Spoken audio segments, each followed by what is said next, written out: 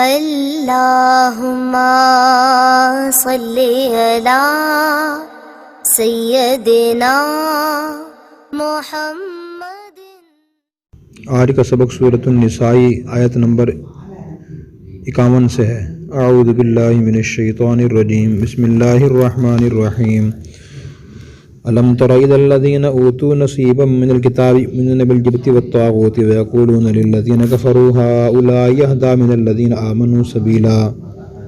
الم تر، کیا آپ نے نہیں دیکھا، الی الذین، ان لوگوں کی طرف، اوتوا، جن کو دیا گیا، نصیباً ایک حصہ، من الکتابی، کتاب کو، یؤمنون، وہ ایمان لاتے ہیں، بالجبتی، بت پر، والطاغوت، اور شیطان پر، ویقولون، کہتے ہیں، ہؤلاء، ویقولون للذین، ان لوگوں سے، کفروا، جنہوں نے کفر کیا، ہؤلاء، یہ لوگ، اہدی، زیادہ ہدایت یافتہ ہیں، من الذین، ان لوگوں سے، آمنوا، جو ایمان لائے، سبیلا، راستے کے لحاظ سے۔ کیا آپ نے ان لوگوں کو نہیں دیکھا جن کو کتاب کا ایک حصہ دیا گیا، وہ بت اور شیطان پر ایمان لاتے ہیں، اور وہ کہتے ہیں کافروں کو کہ یہ زیادہ ہدایت والے ہیں راستے کے لحاظ سے ایمان والوں سے۔ اولئک، یہ وہ لوگ ہیں، الذین، جن پر لعنہم اللہ، اللہ نے لعنت فرمائی ہے، ومن یلعن اللہ، جس پر اللہ لعنت فرمائے، فلن تجد لہ نصیرا، آپ ہرگز نہیں پائیں اس کے لیے کوئی مدد کرنے والا۔ ام لہم، کیا ان کو، نصیب، ان کو حصہ ہے ان کا، من الملکی، بادشاہت میں، سلطنت میں، فیضاً، تب تو لا یؤتون الناس، وہ نہ دیتے لوگوں کو، نقیرا، تل کے برابر کوئی چیز۔ کیا ان کا سلطنت میں کوئی حصہ ہے؟ اگر ایسا ہوتا تب تو یہ لوگوں کو تل برابر کوئی چیز نہ دیتے۔ ام یحسدون الناس، کیا یہ لوگوں سے حسد کرتے ہیں، علی ما آتاہم اللہ، اس بنیاد پر جو ان کو اللہ نے دیے، من فضلی، اپنا فضل، فقد آتینا، ہم نے دیا تھا، آل ابراہیم الکتاب، ابراہیم والوں کو کتاب، والحکمہ، اور حکمت، وآتیناہم، اور ہم نے ان کو دیا تھا، ملکن عظیم، عظیم ملک۔ کیا یہ لوگوں سے اس بات پر حسد کرتے ہیں کہ ان کو اللہ نے اپنا فضل عطا فرمایا؟ یقیناً ہم نے آل ابراہیم کو کتاب اور حکمت عطا کی تھی، اور ہم نے ان کو بڑا ملک عطا کیا تھا۔ فمنہم، ان میں سے بعض لوگ، من آمن بھی، وہ ہیں جو اس پر ایمان لائے، منہم من صدان، اور بعض وہ ہیں جو اس سے رک گئے، وکفیٰ بجہنم سعیرا، کافی ہے جہنم جلانے کے لیے۔ ان میں سے بعض لوگ تو اس پر ایمان لے آئے، ان میں سے بعض اس سے رک گئے، جہنم کافی جلانے کے لیے۔ ان الذین کفروا بآیاتنا، یقیناً جن لوگوں نے ہماری آیات کا کفر کیا، انکار کیا، سوف، ان قریب، نصلیہم، ہم ان کو داخل کریں گے، نارا، آگ میں، کلما، جب بھی نضجت، جل جائیں گی، جلودہم، ان کی کھالیں، بدلناہم، ہم تبدیل کر دیں گے، جلوداً غیرہا، ان کی کھالوں کو اس کے علاوہ، لیذوقوا العذاب، تاکہ وہ عذاب چکھتے رہیں۔ ان اللہ کان عزیزاً حکیما، بے شک اللہ تعالیٰ غالب، حکمت والے ہیں۔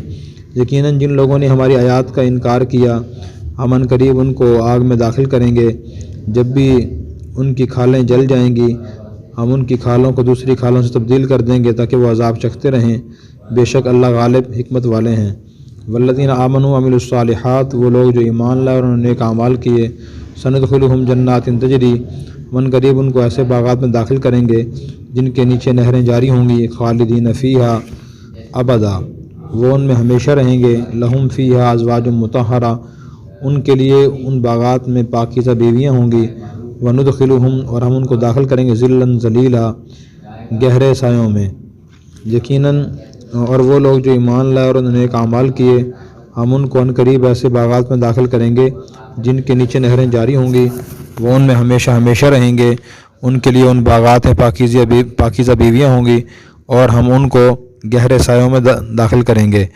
ان اللہ یأمرکم، بے شک اللہ تمہیں حکم دیتے ہیں، ان تؤدوا الامانات، کہ تم امانتیں پہنچاؤ، الی اہلیہا، امانت والوں کی طرف، وَإِذَا حَكَمْتُمْ، جب تم فیصلہ کرو، بین الناس، لوگوں کے درمیان، ان تحکموا بالعدل، تم فیصلہ کرو انصاف سے، ان اللہ، بے شک اللہ، نعم، بہت اچھی، نعظکم بھی، تمہیں اس کے ذریعے نصیحت فرما رہے ہیں، ان اللہ کان سمیعا بصیرا، بے شک اللہ تعالیٰ سننے والے، دیکھنے والے ہیں۔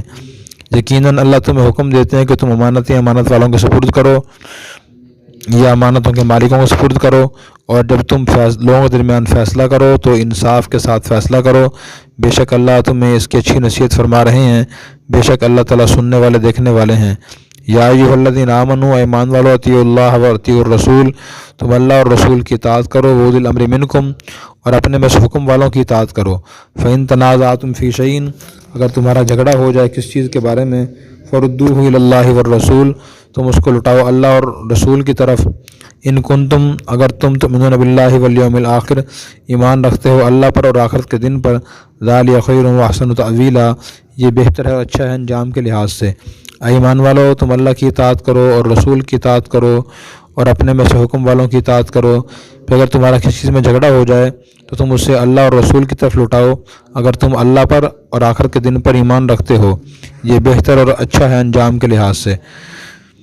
آیت نمبر 51 کا شان نزول یہ ہے کہ نبی کریم صلی اللہ علیہ وسلم جب مدینہ شریف لائے تو وہاں یہودیوں کے قبائل بھی آباد تھے۔ آپ نے ان سے معاہدے فرمائے تھے کہ مسلمان اور تم آپس میں اتفاق اور اتحاد سے رہیں گے، اگر کوئی باہر سے دشمن حملہ کرے گا تو مل کر اس کا دفاع کریں گے اور دوسرے ایک دوسرے پر حملہ نہیں کریں گے، جنگ نہیں کریں گے۔ تو ان یہودیوں نے کہا ٹھیک ہے، لیکن آپس کی حسد اور دشمنی کی وجہ سے یہ لوگ پھر ہی مسلمانوں کے خلاف سازشیں کرتے رہتے تھے۔ ایک مرتبہ یہودیوں کے سردار کعب بن اشرف اور دوسرے سردار حیی بن اخطب یہ مکہ گئے اور جا کر مشرکین مکہ کو ترغیب دی کہ تم مسلمانوں پہ حملہ کرو، ہم ہر طرح سے تمہارا تعاون کریں گے۔ تو ابو سفیان اس وقت غیر مسلم تھے، انہوں نے ان سے پوچھا کہ تم یہ بتاؤ کہ واقعی تم ہمارا تعاون کرو گے اور ساتھ دو گے؟ انہوں نے کہا جی ہاں۔ تو پھر ابو سفیان نے کہا کہ اگر آپ اس بات پر قائم ہیں اور ہمارے ساتھ مخلص ہیں تو ہمارے بتوں کو سجدہ کریں۔ تو کعب بن اشرف نے بت کو سجدہ بھی کیا، حالانکہ کعب بن اشرف یہودی تھا، حضرت موسیٰ علیہ السلام کو نبی مانتے تھے، تو رات کو اللہ کی کتاب مانتے تھے، ان کے مذہب میں بھی بت کو سجدہ کرنا حرام تھا، لیکن ابو سفیان کو خوش کرنے کے لیے اس نے سجدہ بھی کر دیا۔ پھر ابو سفیان نے پوچھا کہ یہ بتائیں کہ ہمارا مذہب اچھا ہے یا مسلمانوں کا؟ تو کعب بن اشرف نے کہا کہ تمہارا مذہب ان سے اچھا ہے۔ تو اللہ تعالیٰ نے اس کے بارے میں آیت نازل فرمائی کہ دیکھیں جن کو کتاب تورات کا حصہ دیا گیا ہے یہ شیطان اور بت پر بھی ایمان لاتے ہیں، اور یہ کافروں کو کہتے ہیں کہ تم مسلمانوں سے ذرا اچھے ہو ہدایت اور راستے کے لحاظ سے۔ کتنی گھٹیا بات ہے۔ اللہ نے اس واقعے کے نبی کریم صلی اللہ علیہ وسلم صحابہ کرام کو اطلاع کر دی کہ وہاں یہ پیشکش ان کو تعاونی کر کے آئے ہیں۔ تو اللہ بچائے جب انسان دین سے دور ہو جاتا ہے اور کس سے حسد رکھتا ہے، پھر اس وقت ایسے کام بھی کر گزرتا ہے، اپنے مذہب کو چھوڑ کے بتوں کو سجدہ کرتا ہے، اور ان کو معلوم بھی تھا کہ مشرکین مشرک ہیں اور یہ کسی آسمانی کتاب اور مذہب پر نبی پر ایمان نہیں رکھتے، پھر بھی اس نے یہ کہا کہ تمہارا مذہب مسلمانوں سے اچھا ہے۔ حسد کی وجہ سے یہ بات کہی، معلوم اسے بھی تھا کہ ان کا مذہب اچھا نہیں ہے۔ پھر اس کے بعد اللہ نے فرمایا کہ اللہ لعنہم اللہ، ان لوگوں پر اللہ نے لعنت کی ہے، جس پہ اللہ لعنت کریں آپ اس کا ہرگز کوئی مددگار نہیں پائیں گے۔ تو اس سے معلوم ہوا کہ مسلمانوں کے خلاف غیروں کو حملہ کرنے کے لیے ابھارنا، انہیں بھڑکانا اور کفریہ کام کرنا لعنت کا سبب ہے۔ پھر اس کے بعد اللہ نے آیت نمبر 53 میں یہ فرمایا کہ کیا ان کو اللہ تبارک و تعالیٰ نے اس دنیا کی اور آسمانی سلطنت کو حصہ دیا ہوا ہے، ان کو اختیار دیا ہوا ہے کہ جس کو چاہیں نبی تسلیم کریں نہ کریں، یا جس کو چاہیں صحیح یا غلط قرار دے دیں؟ کوئی ایسی اختیار اللہ نے دیا ہے؟ اگر ایسا اختیار دیا ہوتا فیض اللہ الناس نقیرہ، یہودی تو بخیل ہیں، کسی کو تل برابر کوئی چیز نہ دیتے۔ نکیر گٹھلی کے جو کھجوری گٹھلی ہوتی ہے اس کا جو نشان ہوتا ہے اسے بھی نکیر کہتے ہیں اور تل کو بھی کہتے ہیں۔ فرمایا جو اتنے بخیل ہیں کسی کو چیز نہ دیتے۔ پھر اس کے بعد آیت نمبر 54 میں اللہ نے ان یہودیوں کی دشمنی کی وجہ بیان کی ہے، ام یحسدون الناس علی ما آتاہم اللہ من فضلی، کہ اللہ تعالیٰ نے جو اپنا فضل نبوت اور رسالت اور اپنی کتاب جو محمد صلی اللہ علیہ وسلم کو عطا فرمائی ہے یہ اس وجہ سے حسد کرتے ہیں۔ ان کی خواہش یہ تھی کہ حضرت اسماعیل علیہ السلام کی اولاد سے آخری نبی نہ آئیں بلکہ اسحاق علیہ السلام کی اولاد سے آئیں۔ یعقوب علیہ السلام کے 2 بیٹے تھے، حضرت اسحاق علیہ السلام اور حضرت اسماعیل علیہ السلام۔ بنی اسرائیل کے سارے انبیاء حضرت اسحاق علیہ السلام کی اولاد سے آئے ہیں، تو یہ سمجھتے رہے کہ شاید آخری نبی ہماری لڑی سے ہی آئیں گے، ہماری شاخ سے آئیں گے، لیکن اللہ تعالیٰ قادر ہیں جہاں چاہیں پیدا فرما دیں۔ اللہ نے ان کو پیدا فرمایا حضرت اسماعیل علیہ السلام کی اولاد میں۔ تو اس حسد کی وجہ سے یہ لوگ نبی پاک صلی اللہ علیہ وسلم پر ایمان نہیں لائے، ساری زندگی دشمنی کی مخالفت کرتے رہے، منافقت کرتے رہے۔ تو حسد بڑی بری چیز ہے۔ حسد کا مطلب کیا ہوتا ہے؟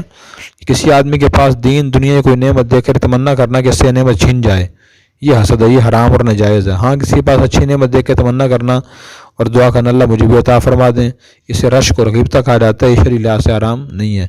نبی کریم صلی اللہ علیہ وسلم نے حسد کے نقصانات بیان کرتے ہوئے ارشاد فرمایا ایاکم والحسد فإن الحسد یأخذ الحسنات کما تأکل نار الحطب، کہ تم خود کو حسد سے بچاؤ، حسد گناہوں کو ایسے ختم کر دیتا ہے جیسے حسد نیکیوں کو ایسے کھا جاتا ہے جیسے آگ لکڑی کو کھا جاتی ہے۔ آگ لکڑی کو لگا دو، پورا درخت ہو تو وہ جل کے راکھ ہو جائے گا، اسے آپ پھونک مارے تو وہ اڑ جائے گی راکھ۔ تو حسد بھی ایسا ہی وہ نیکیوں کو اس طرح ختم کر دیتا ہے اور بندہ پریشانی میں مبتلا بھی رہتا ہے۔ تو کسی کے پاس کوئی نعمت دیکھ کے انسان حسد میں مبتلا نہ ہو۔ پھر اس کے بعد فرمایا کہ ان میں سے کچھ لوگ پھر ایمان لے، کچھ رک گئے اللہ کے راستے سے، اللہ کی کتاب سے۔ پھر فرمایا کہ ہم نے تو آل ابراہیم کو بھی کتاب دی تھی، حکمت دی تھی، ملک عظیم دیا تھا، یعنی حضرت ابراہیم علیہ السلام کی اولاد میں بہت سے اللہ کے پیغمبر ایسے کو اللہ نے کتاب بھی دی، حکمت اور دانائی سمجھداری بھی دی اور بادشاہ بھی دی تھی، جیسے داؤد علیہ السلام اور سلیمان علیہ السلام اللہ کے پیغمبر بھی تھے۔ داؤد علیہ السلام کو زبور کتاب دی گئی، حکمت دی گئی اور بادشاہت بھی اللہ نے عطا فرمائی۔ نبی کریم صلی اللہ علیہ وسلم کو چیزیں عطا فرما دی، اس میں کون سی حیرت کی بات ہے؟ اللہ جسے چاہتے ہیں عطا فرما دیتے ہیں۔ پھر اس کے بعد آیت نمبر 56 میں ان کا عذاب بیان فرمایا کہ جو لوگ ہماری آیات کا انکار کریں گے تو ہم ان کو آگ میں داخل کریں گے، اور آگ میں جب بھی آگ ان کے کھالوں کو، جسم کی کھال کو جلائے گی تو اللہ فرما رہے ہیں ہم دوبارہ نئی کھال پیدا کر دیں گے۔ اور حدیث میں آتا ہے کہ جہنمی اور کافر کی جو کھال ہوگی وہ اتنی بڑی ہوگی کہ 3 دن کی مسافت کبھی اتنا آدمی فاصلہ طے کرتا ہے، تو اتنی اللہ کھال کو پھیلا دیں گے تاکہ اس میں عذاب پورا محسوس ہو۔ اور اسی طرح ایک اور حدیث میں ہے کہ کافر کی جو داڑھ ہوگی، منہ کے اندر داڑھ کی داڑھ، وہ بہت پہاڑ کے برابر ہوگی، اور اسی طرح اس کے کان کی کومپل اور کندھے کے درمیان جو فاصلہ ہوگا وہ 70 سال کی مسافت کے برابر کا فاصلہ ہوگا۔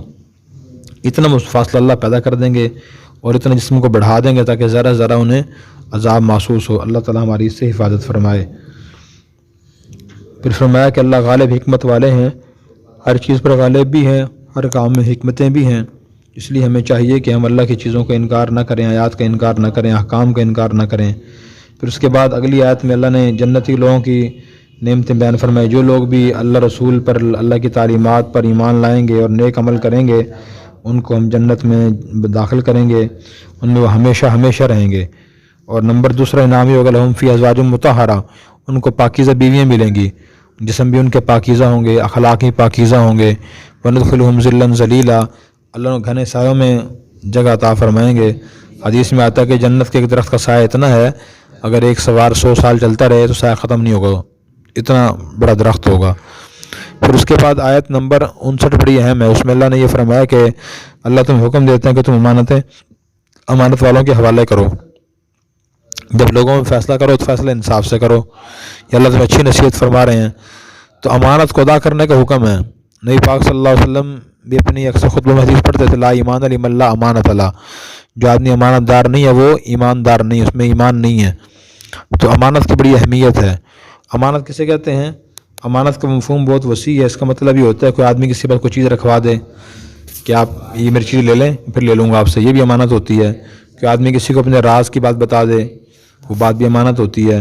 کسی کی خفیہ مشورہ کرے، وہ بات بھی امانت ہوتی ہے۔ گھر کی باتیں اندر امانت ہیں۔ تو اسی طرح کسی کے پاس کوئی قومی اور ملکی عہدہ ہو، منصب ہو، یا نجی کوئی عہدہ منصب اس کے سپرد کیا جائے، دفتر کی چیزیں کسی کے حوالے کی جائیں، وہ ساری چیزیں اس کے پاس امانت ہوتی ہیں۔ تو کس کو حوالے کرنی ہے؟ وہ جو اس امانت کا اہل ہے۔ جو بھی ذمہ داری ہے وہ امانت ہے، جو عہدہ ہے وہ امانت ہوتا ہے۔ زندگی، دولت، اللہ کی نعمتیں ساری امانت ہیں، بیوی اولاد امانت ہے۔ تو ان کے بارے میں حکم یہ کہ ان کا حق صحیح سے ادا کرو، ان میں خیانت نہ کرو۔ جو عہدے کا مستحق ہے اسی کو عہدہ دیا جائے، اور جو عہدے کا مستحق نہیں اس کو رشتہ داری کی وجہ سے، صرف تعلق کی وجہ سے نااہل کو عہدہ دینا امانت میں خیانت ہے۔ اس طرح کی شان و نزول بھی ہے کہ نبی کریم صلی اللہ علیہ وسلم ہجرت سے پہلے مکہ میں بیت اللہ میں داخل ہونا چاہتے تھے۔ اس وقت عثمان بن طلحہ کے پاس بیت اللہ کی چابی تھی، آپ نے اس سے مانگی، اس نے انکار کر دیا، غیر مسلم تھے کہ میں نہیں دیتا آپ کو۔ جب مکہ فتح ہوا پھر اس وقت مکہ فتح اس وقت آپ نے ہجرت سے پہلے ہی عثمان بن طلحہ کو فرمایا تھا کہ ایسا دن آئے گا میں چابی میرے ہاتھ میں ہوگی اور میں بیت اللہ میں اپنی مرضی سے داخل ہوں گا۔ تو اس نے کہا تھا کہ اگر ایسا دن آئے پھر تو قریش بڑے ذلیل ہوں گے. تو آپ نے فرمایا نہیں، اس دن قریش معزز ہوں گے. ہجرت کے پھر آپ نے مکہ فتح فرمایا تو پھر آپ نے عثمان بن طلحہ سے کہا چابی دیں، اس نے چابی نہیں دی. تو پھر وہ بیت اللہ کی چھت پہ چڑھ گئے، حضرت علی پر چڑھ گئے. حضرت علی نے چابی سے چھینی اور چھین کر حضور کو چابی دی. آپ نے تالا کھولا بیت اللہ کا، اندر داخل ہو گئے. اور پھر آپ نے فرمایا کہ عثمان میں نے آپ کو کہا نہیں تھا کہ ایسا دن آئے گا بیت اللہ چابی میرے ہاتھ میں ہوگی، تو دیکھو وہ دن آ گیا ہے. تو پھر آپ نے عثمان بن طلحہ کو چابی دے دی اور فرمایا کہ یہ لو، یہ چابی اندر قیامت تک تمہارے خاندان میں رہے گی. ان کا خاندان تھا شیبی خاندان، تو آج تک وہ چابی انہی کے خاندان میں ہے. اس وقت اللہ تعالیٰ نے آیت فرمائی تھی کہ امانت والوں کے سپرد کرو، جس کی امانت ہو اسی کے حوالے کرو، اور جو چیز امانت والی ہو وہ اس کے اہل کو سپرد کی جائے، نااہل کو امانت نہ دی جائے. یہ امانت میں خیانت ہے. اس حدیث میں آتا ہے کہ المستشار مؤتمن، جس سے مشورہ کیا جائے وہ آدمی امین ہوتا ہے، امانت دار ہوتا ہے. حدیث میں آتا ہے المجالس بالامانہ، مجلس کی باتیں امانت ہوتی ہیں، بغیر ضرورت کے ان کو مجلس سے باہر کرنا جائز نہیں ہے. دوسرا حکم فرمایا جب تم فیصلہ کرو تو فیصلہ انصاف سے کرو. تو انصاف فیصلہ کرنا ضروری ہے. حدیث میں آتا ہے کہ اللہ تعالیٰ کے اس وقت تک قاضی اور جج کی مدد کرتا ہے جب تک وہ انصاف فیصلہ کرتا رہے. جب فیصلہ انصاف سے نہیں کرتا تو پھر اللہ کی مدد اس کے شامل حال نہیں ہوتی. ایک اور حدیث میں ہے کہ فیصلہ کرنے والے 3 طرح کے ہیں. 2 طرح کے لوگ جہنم میں جائیں گے اور 1 طرح کے لوگ جنت میں جائیں گے. نمبر 1 وہ شخص جس سے فیصلے کا اور قانون کا علم نہیں ہے اور وہ غلط فیصلہ کرتا ہے، وہ جہنم میں جائے گا، جسے جاہل قاضی جاہل جج کہا جاتا ہے. اور نمبر 2 جسے قانون کا علم تو ہے شریعت کا، پھر ہی فیصلہ وہ جان بوجھ غلط کرتا ہے، وہ بھی جہنم میں جائے گا. تیسرا قاضی وہ ہے جس کے پاس علم بھی ہے اور فیصلہ بھی صحیح کرتا ہے، وہ جنت میں جائے گا. پھر فرمایا کہ اللہ تمہیں اچھی نصیحت فرما رہے ہیں، بے شک اللہ تعالیٰ سننے والے دیکھنے والے ہیں. اللہ تعالیٰ ہمیں ان تعلیمات پر اخلاص نیت سے عمل کرنے کی توفیق عطا فرمائے. اور اگر آپ نے ابھی تک ہمارا چینل سبسکرائب نہیں کیا تو فوراً سبسکرائب کیجئے، ساتھ ہی بیل آئیکن پر کلک کریں تاکہ مزید آنے والی ویڈیو ہے وہ آپ کو وقت پر ملتی رہیں.